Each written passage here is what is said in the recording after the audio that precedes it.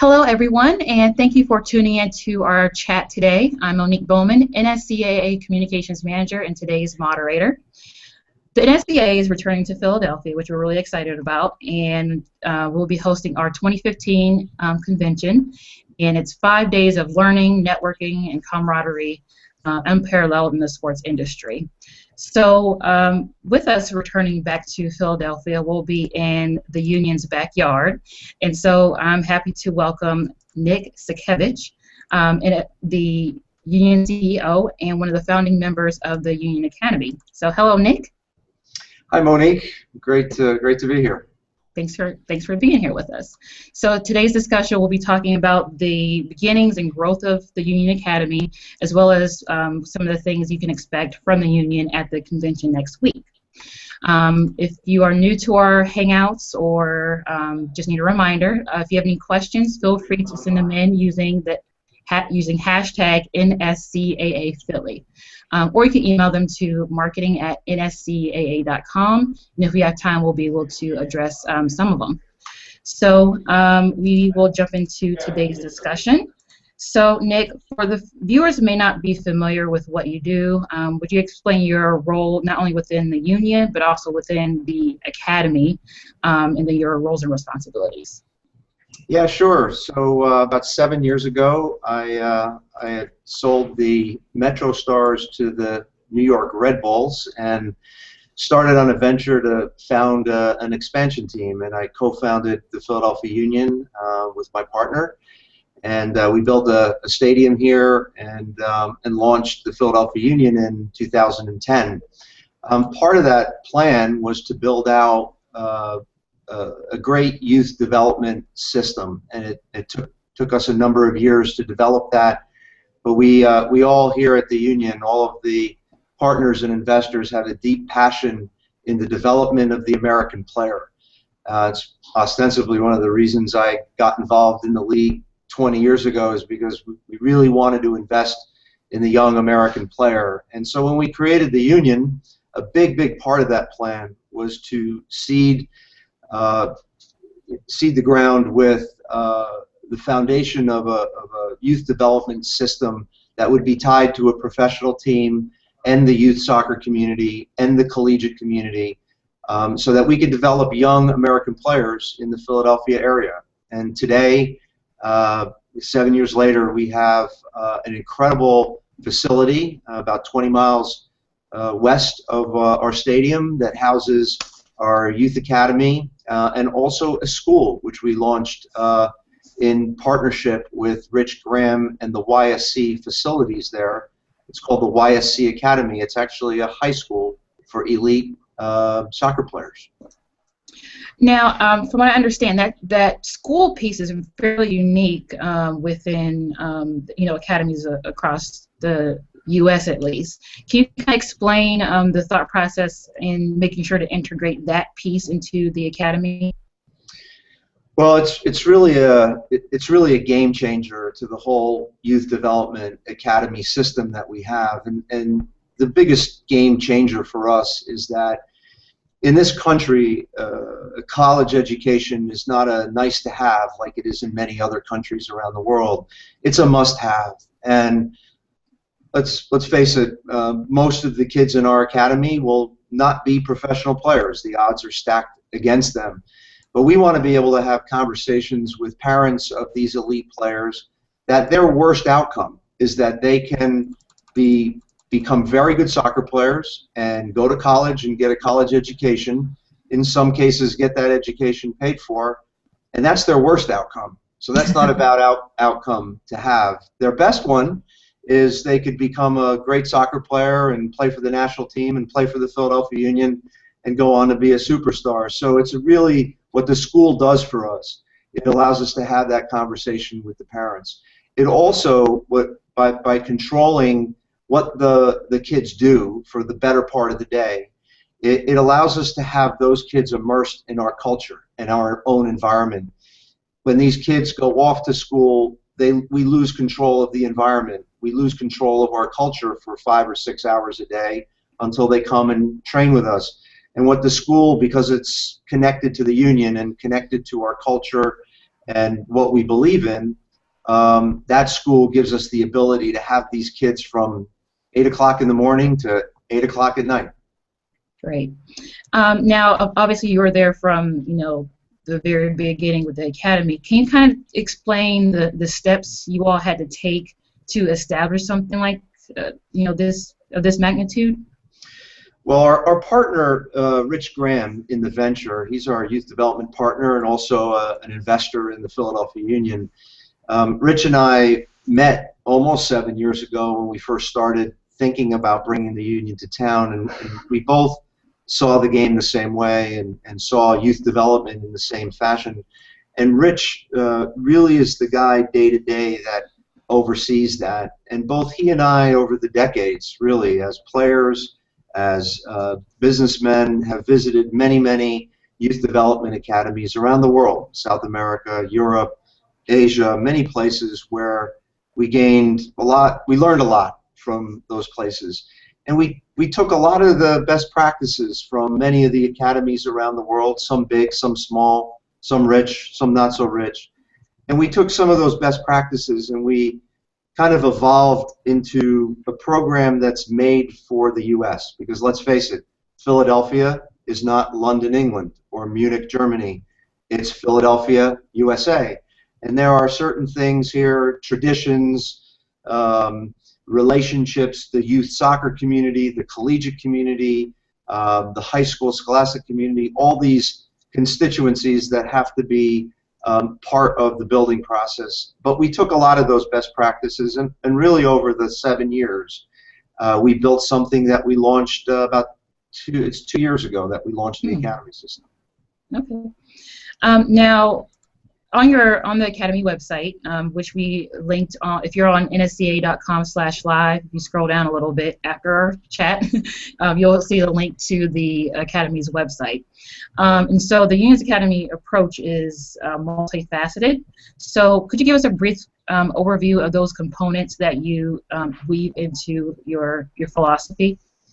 Yeah, so we felt like in a lot of the academies that we looked at around the world, the best ones, the very best ones, surrounded the player with assets, surrounded the player with opportunities to learn, opportunities to develop.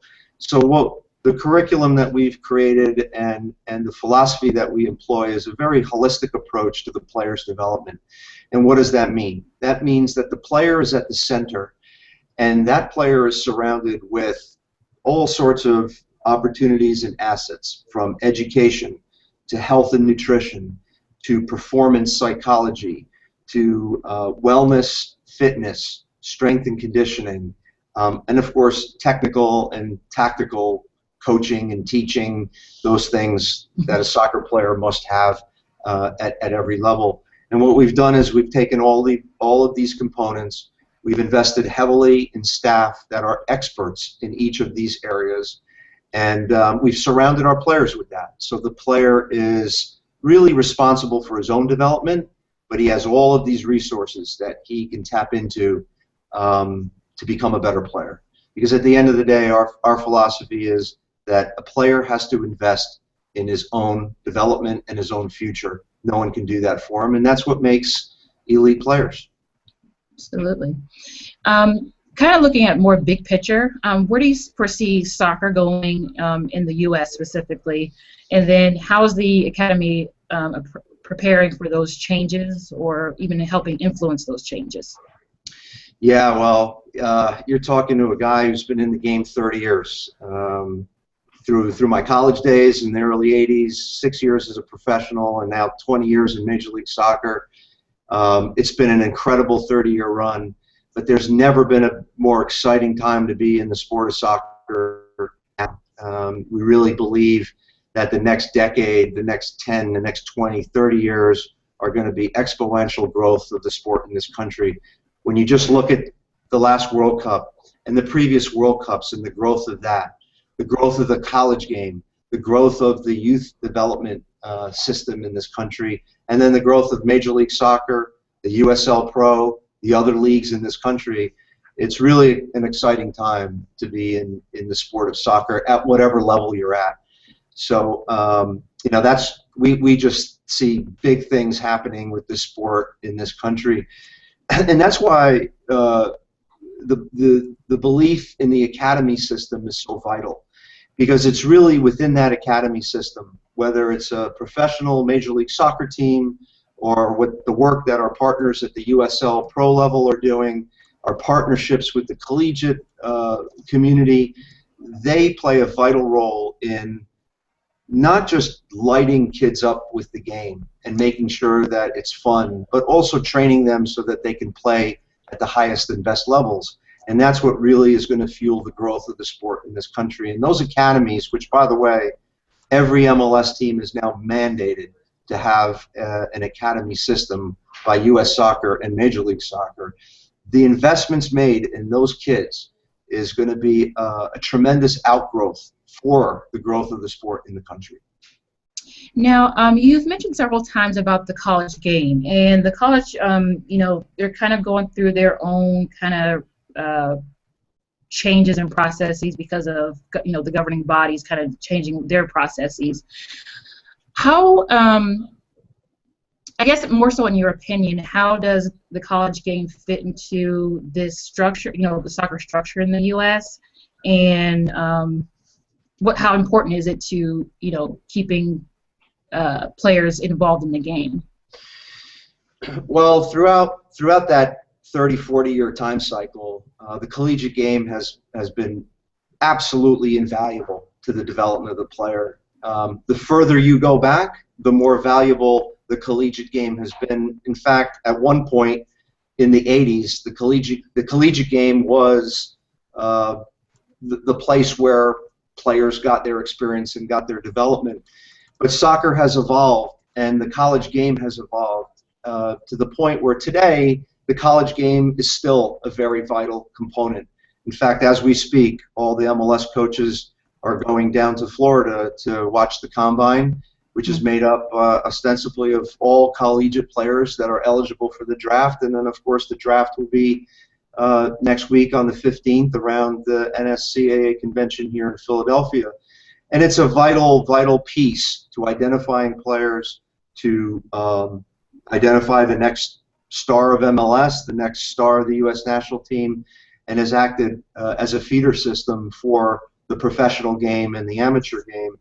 Having said that, though, soccer is changing in this country. We see it dramatically in MLS over the last 5-6 years. The quality of the league has risen. The game has changed at the minor league level. The USL Pro, this year the USL Pro is adding 12 expansion teams, unprecedented. And the collegiate game has to find its next step and its next evolution to continue to develop and grow along with the rest of the sport in this country. And I would encourage those that are running the collegiate game and the influencers to think about how the collegiate game can continue to evolve to give those young players, both men and women, the best possible chance to play at the highest level. Okay. I do want to kind of get in some questions we got in from Twitter. This one is from @GWOfficial13, and she asked, do you plan to extend the academy to girls in the future? You know, we the big picture answer to that is yes. We're not quite sure on the timing of that. Women's soccer, girls soccer is massive, not just in the Philadelphia area, but in the United States. There's a pro league that's out there that is getting some good footing and building some roots, and we hope that finally they're able to provide an outlet for the elite player. For us, it's not a matter of if, but when. And what's the right timing for us as an organization to do that, to introduce that to our academy system? You have to understand we're 2 years into it with the academy. We're 1 year into it with the high school, and we're just kind of finding our way, and things are settling a little bit. Once we get a foundation firmly put in place, like I said, I don't think it's a matter of if we're going to introduce girls and women to the program. It's just a matter of when and what the timing's right. Okay. Another Twitter question from @Ryan J. Schutz. sorry for butchering that. What steps are taken to ensure a strong diversity of players admitted into your academy? Well, any good academy system is about recruiting. Recruiting, not just recruiting, but identifying talent is really the first step to creating the right diversity mix. Identifying that talent and then going out and recruiting it and then properly supporting it with everything, that holistic approach I talked about before. So it really all starts there, and we have built up a robust recruiting department in the academy system that we have. And I'm very proud to say that our diversity in our group of kids is fantastic. I think we're like 37% African American, 33% Caucasian, something like 18% Hispanic, and then others. So we have an incredible mix of talent, players coming from inner cities, players coming from remote areas, Hispanic players, African American players, players of different walks of life. And it's really exciting to see that when you come to our academy, you see this rainbow of talent and colors there, and it's really exciting. The other thing I failed to mention too is we have, this is the second year of a residency program, and we have about 25 boys that live in a residency program that come from areas that are a little bit too far to commute every day to the program. So the diversity is fantastic. It really produces an interesting style of play on the field, and something that matches our city. That's what Philadelphia is all about. It's a melting pot of different types of people. Awesome. So let's try to jump into next week, which is the NSCAA Convention. And for those who haven't heard about the convention, I encourage you to visit NSCAA.com and kind of take a look at everything we have going on next week. So first, what personal experience do you have with our convention, and what are you most looking forward to? Oh, my personal experience is probably 30 years, going back to being a NSCAA McDonald's All-American in 1981. So I've been around and a member and with you guys for many, many years. Specifically to Major League Soccer, you know, we partnered with you guys to host our draft, and of course the Major League Soccer Super Draft will be hosted by yourselves at your convention together with us on the 15th of January, starting at 12 o'clock. That'll run 12 to 4 o'clock, and that's where all those players that are vying for a draft spot will be picked. And we're really excited about that. Our coaches will have some of our coaches doing clinics throughout the convention. Our director of our academy, Tommy Wilson, will be conducting a clinic, and some of our coaches of our under-18 team will also be conducting a variety of discussions and talking points. Christina Fink, who is our performance psychologist, and she's a world-renowned performance psychologist, will be speaking. Bill Knowles, who is also a world-renowned fitness expert and preventive fitness expert, will be speaking. Rich Graham, our partner in the Youth Academy, who oversees the school and the Youth Academy, doesn't only oversee the school, but actually founded, and it was his idea to launch the school, will also be speaking in some capacity. So we'll be very involved throughout the convention, and we're looking forward to it. Absolutely. And for those who want to get into specifics as to when and where the Philadelphia Union reps will be presenting, if you're at nscaa.com/live, there's a grid at the bottom with information about times and dates and topics of those sessions. So not one last question, but another question I had for you. What qualifies as success? So I know the academy just started 2 years ago. So looking 10 years, you know, they're 8 years out to like the 10-year anniversary. What in your mind says this is not only fantastic, obviously it's mandated, but what would be successful in your eyes? Well, the fact that you asked me over a 10-year period tells me that you know the game of soccer, and it takes time. It takes expertise and all those things that we've put in place. But you cannot create success in a short period of time, and it's a long play for us. It is a 10-year cycle, and what I envision in 10 years is I envision a number of Philadelphia Union first-team players having come from our academy. Success, it always depends on how you measure success. We're having success because we're placing kids in great schools on scholarships to play soccer. So we're successful already. At the professional level, I envision in 10 years' time having a handful of players on our first team lining up as starters for the Philadelphia Union, and a pipeline of players coming through the system. In 10 years, I envision having a professional women's team playing at PPL Park every Saturday, and a pipeline of girls and women coming out of our youth academy feeding that team as well. And then I see hopefully our U.S. men's and national teams winning World Cups, and that would be an awesome legacy to leave as part of this academy system. Richie and I always kind of think the day we have an academy player play and start for our team and score a goal and win to the corner and kiss the badge will be the day we look at each other and say we've been successful. And that's kind of, we hope that day comes sooner than 10 years, but that's kind of the measure of success. All right. Well, we'll all be looking out for that. That's all the questions I have for you right now. And so I do want to thank you for taking the time to speak with us today. My pleasure. And I look forward to seeing you next week. And for all of our viewers out there, I hope to see you next week as well. We are only 6 days away, if you can believe it, from the premier coaching education event of the year.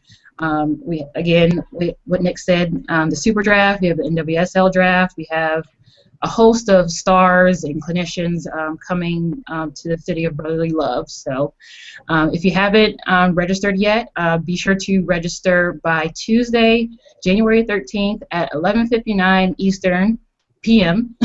And you can save a couple bucks on your registration price. So you can do that by going to nscaa.com/convention. So again, thank you, Nick, for your time today. Appreciate it. And everyone, we will see you next week. Stay warm. My pleasure. Thanks, Monica.